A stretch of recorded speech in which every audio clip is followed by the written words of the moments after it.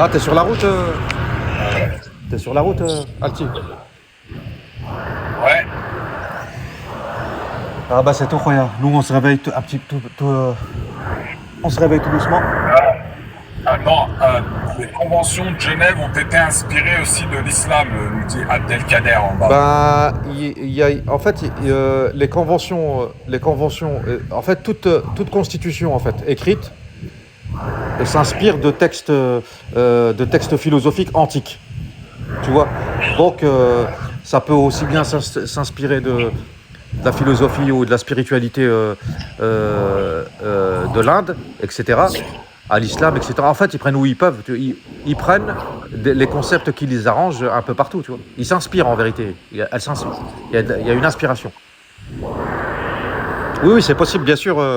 On a vu aussi Van der Leyen dire fièrement que l'Europe s'inspire du Talmud, tu vois. L'Union européenne s'inspire des valeurs du Talmud. Donc, on l'a bien compris, celle-là. Voilà, Van der Leyen, elle a dit, ouais. Van der Leyen a dit lors d'une interview face caméra, oui, on est fier que l'Europe et l'Union européenne s'inspirent des valeurs du Talmud. Elle l'a dit comme ça.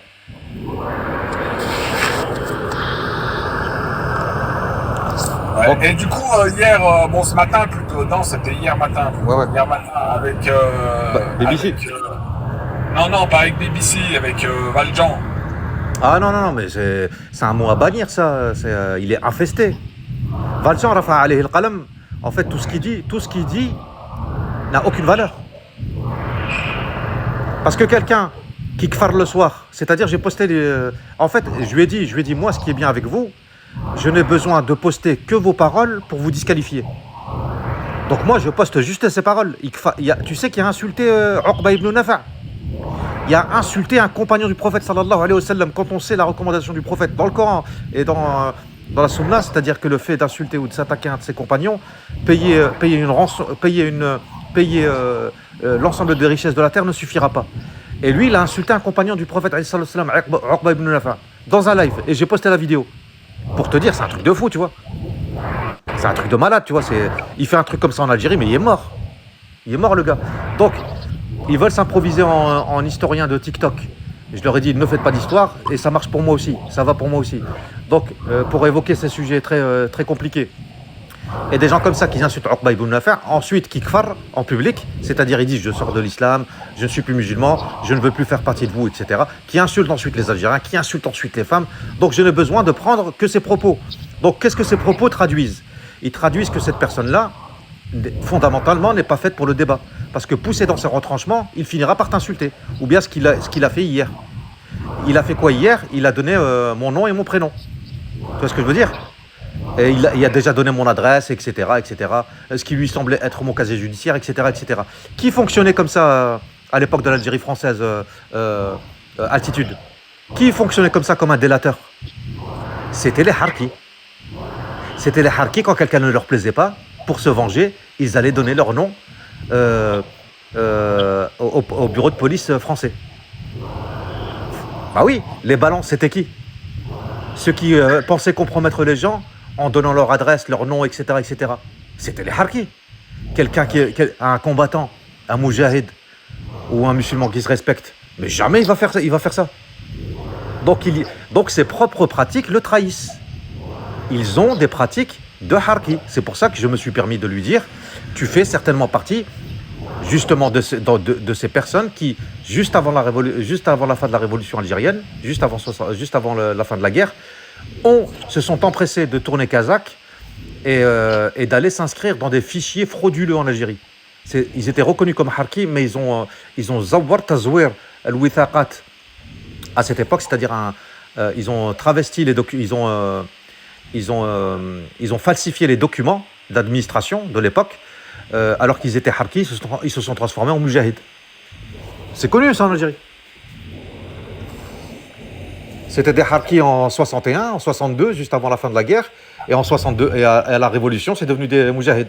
Alors qu'il y a des gens, moi dans mon entourage, je connais une femme de Wahran, une hajja, qui a fait de la prison, qui a été condamnée à plusieurs années de prison en France. Elle était mujahida ici. elle a jamais demandé sa carte Moujahidine. Jamais.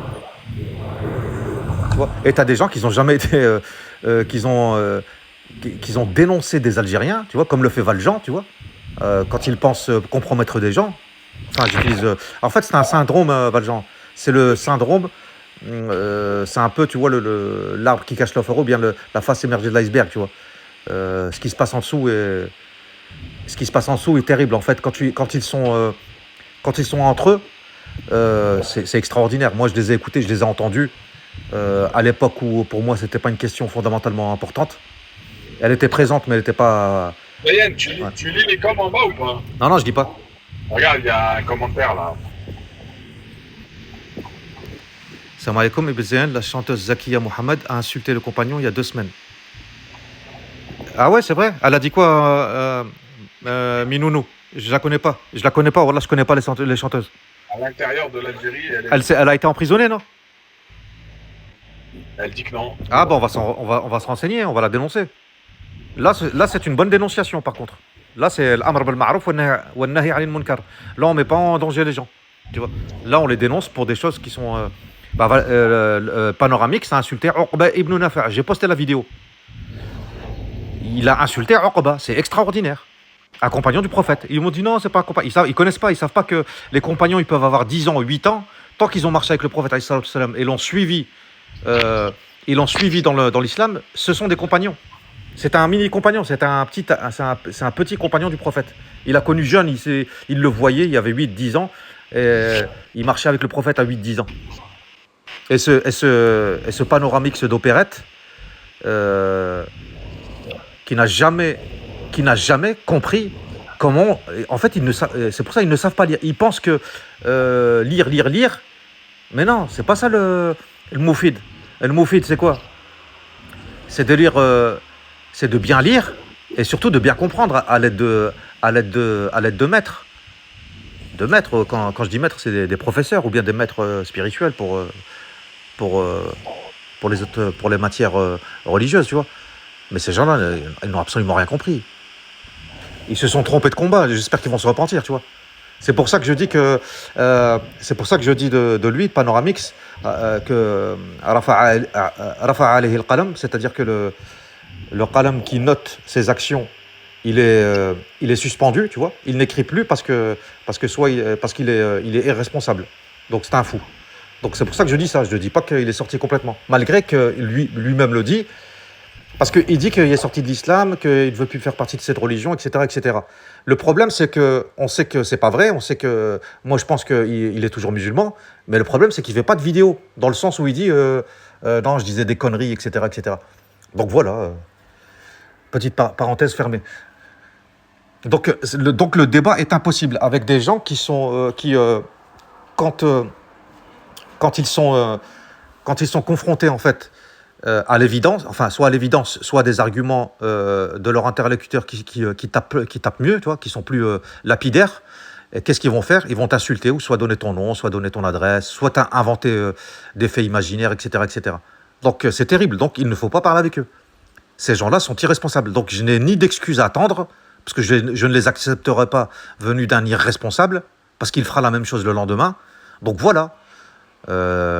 Vous parlez à des gens comme ça. Vous avez supporté pendant 2 ans quelqu'un, avant d'aujourd'hui de l'ostraciser, vous l'avez supporté pendant 2 ans. Donc tous celles et ceux là, ceux qui font des cours d'histoire, vous l'avez supporté. Maintenant, il faudra assumer ça. Le fait que vous l'ayez supporté par tribalisme et pas par vérité. Ils comprennent rien, Wallah, ils comprennent rien. Parle-leur de l'équité dans la philosophie islamique, parce que pour eux, c'est des superstitions. Mais ils ne savent pas en fait que quand on dit le translatio studi, c'est-à-dire le transfert des connaissances et de les traductions de la philosophie grecque venue du monde arabe, bon, il y avait des chrétiens et tout, il y avait des syriaques, etc.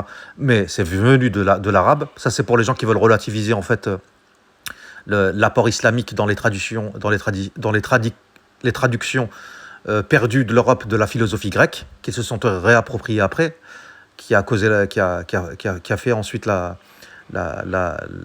Renaissance. Eh ben, sachez que il y a une philosophie extraordinaire mais la plus grande, qui a synthétisé tous les chefs-d'œuvre des penseurs antiques, que ce soit les Grecs qui se sont inspirés avant des Perses, etc., etc. Donc voilà, si vous vous inspiriez de l'équité dans la philosophie islamique, vous verrez que ce que vous faites, eh bien, vous le faites par pur tribalisme. Et arrêtez avec vos sophismes. Le berbériste, il ne faut jamais lui faire confiance à altitude. Jamais, jamais, jamais. C'est un menteur. Il ment, yani, pour préserver sa tribalité de la jahiliya. C'est ça, tu vois. Lui, c'est un sentiment de la jahiliya. Ça a été décrit dans notre littérature, ça a été décrit comme un des plus puissants sentiments et ressentiments négatifs qui existent. Pour te dire que même le prophète alayhi salam l'a combattu, mais n'est pas arrivé. Je ne sais pas si c'était son but, mais en tout cas, il n'a pas le tribalisme, même à l'époque du prophète, existait et ensuite et a existé après, tu vois. Mais eux te diront non, votre tribalisme arabe est pire encore. Non, je pense pas, non. Je pense pas, non. Apportez-nous des preuves, etc. Déjà, c'était dans un monde où la réalité normative était une norme tribale. Donc, ce n'était pas exclusif à la civilisation arabe. Et ensuite, voilà, quoi. Donc, voilà, ne fais jamais confiance à un berbériste. Jamais, jamais, jamais, tu vois. Yani, ce sentiment de pression sociale, tribale, etc., etc., mais est d'une puissance vraiment... Il n'y a que ceux, machallah, qui sont adoum tamassouk et qui sont... tu vois. Mais là, on parle des franco-DZ, là, on ne parle pas en Algérie. Hein. Ça n'a rien à voir. Faites bien le distinguo, les frères, parce que... ils ramènent toujours, en fait...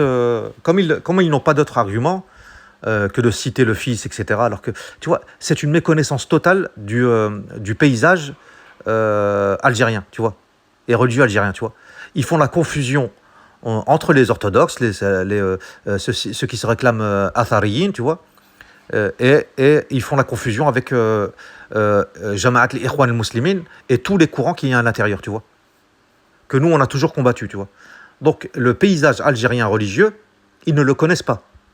Ils font des confusions entre des groupes qui ont des idéologies diamétralement opposées. Et viennent ici sortir l'argument Zama qui pour eux est l'argument de sauvetage, la bouée de sauvetage, dire oui, on a connu ça dans les années 90. Mais les premiers qui ont connu ça dans les années 90, les premières victimes, c'était nous, c'était l'Athariyin. C'est nous ils nous traitaient de traîtres, c'était quoi le nom de la secte qui nous avait inventé, Jamia ou bien je me rappelle plus, le nom Zama des gens qui suspendent en fait bon c'est assez compliqué, je vais pas le faire ici, mais ils nous disaient qu'on était des attentistes. Zama, qu'on était des attentistes, qu'on voulait pas passer à l'action, etc., etc. Alors qu'on leur disait, c'est pas ça le but. Le but, c'est pas de... Nous, comme je l'ai dit hier, on veut éviter les fusions de violence. Et avec la jahiliya, avec votre idéologie berbériste, sachez qu'elle a fait beaucoup de victimes. Elle n'est pas considérée comme terreau en Algérie pour rien. Parce qu'ils brûlent des forêts, ils font des complots, ils tuent des gens, yani. Même ils les carbonisent, vous avez vu les exemples. Donc voilà, c'est contre ça que nous... c'est contre cette jahiliya, cette ignorance, cette barbarie, ce paganisme qu'on combat, tu vois. Et malheureusement, quand vous avez vécu, je suis désolé de le dire, à ceux qu'on traite de gaouri, vous êtes vraiment des gourds. Parce que vous ne comprenez pas qu'il faut arrêter. Consacrez au moins 1 heure de votre temps à l'apprentissage de la philosophie islamique. C'est ça ce que je dis, moi. Consacrez-vous à ça, parce que être algérien, c'est ça aussi. C'est ça surtout, tu vois. Donc voilà, votre vision selon laquelle, wokiste, l'Algérie devrait être un arc-en-ciel, gardez-la chez vous, restez en France. Ne dites pas que vous êtes algérien. D'accord ? Ne dites pas que vous êtes algérien. Tu vois, dites que vous avez des origines algériennes et vous avez une vie totalement européenne. Yani, la arkan al-khams, la salat, la walou, la rien du tout, la hajj, la umrah, la zakat, et vous parlez de... C'est extraordinaire. Et vous parlez de Palestine, qadiyat falastiniya, mais subhanallah, tu fais même pas arkan al-khams, tu parles de la Palestine. Comme étant une cause fédérative musulmane. Mais attends. Mettez le gyrophare, enfermez-vous chez vous, avec des ouvrages, avec des sites internet, notamment de professeurs algériens avec qui vous pouvez communiquer et faire des cours à distance. C'est ça Apprenez la langue arabe, tu vois, vous pouvez l'apprendre en un an. En un an, si vous vous y attelez, en un an, vous l'apprenez, avec 2 heures de cours par jour. Avec 2 heures de cours par jour, vous pouvez l'apprendre. Donc c'est ça le Moufid.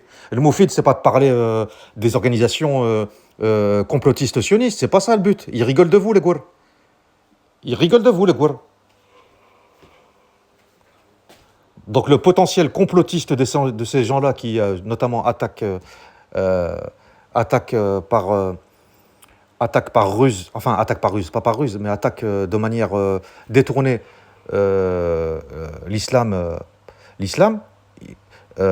ces gens-là, leur potentiel de complotisme est exponentiel, c'est extraordinaire. On sait, il y a une parole, hein, je vais aller vers vous. Il y a une parole du prophète alayhi salam, il dit derrière chaque complot, il y a un, tu vois. Je vous laisse dire la suite. Ce hadith est connu, etc., etc. C'est vrai, ça existe. Mais nous, on les connaît, on sait très bien qu'il y a un complot, il y a un but général, mais ils combattent qui? Ils combattent les musulmans. Donc aidez ceux que vous considérez comme vos frères. On est combattus pour ça. On est combattus pour ça. Donc vous le faites très mal. Premièrement, vous n'avez pas l'autorisation de vos pères. Et deuxièmement, vous le faites très mal. Mais BBC, wallah, ils sont d'accord avec moi, les gens. Ils sont d'accord fondamentalement avec moi, les gens. Les gens qui ont un minimum de jugeote, qui ont un minimum d'éducation au bled ou d'éducation ici. Wallah, ils sont d'accord avec moi. Ils ne savent pas le dire parce qu'il y a une pression encore une fois sociale des Algériens en France, qui se sont vus donner une filiation mythologique. C'est que du flan, tout ça. C'est que du flan.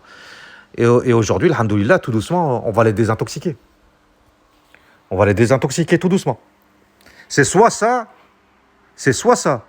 et ils se repentent, Inch'Allah, parce que c'est de la jahiliya, c'est du kofr, ou soit ils affichent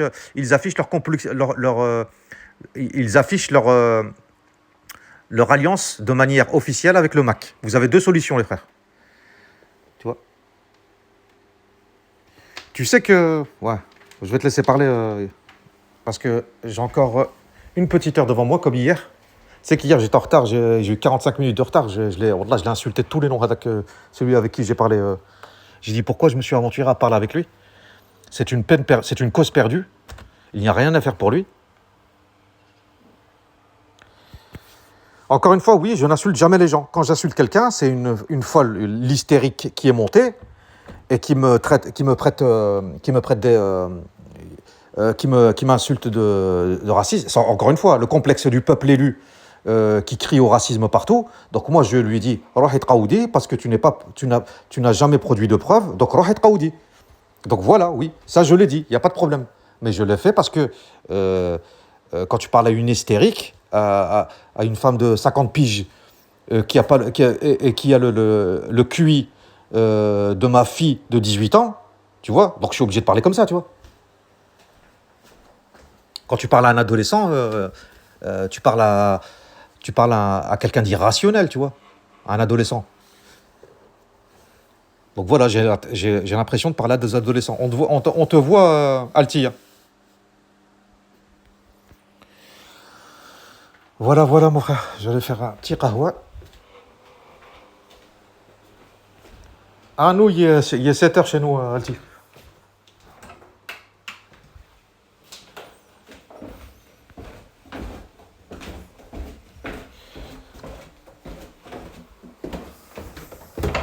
C'était quoi le sujet alors aujourd'hui, Alti? Ah, Alti. Bon, je vais faire les options.